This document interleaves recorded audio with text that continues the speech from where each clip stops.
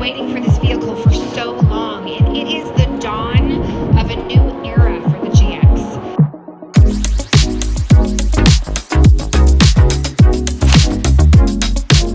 It has been 14 years since it's had a full redesign.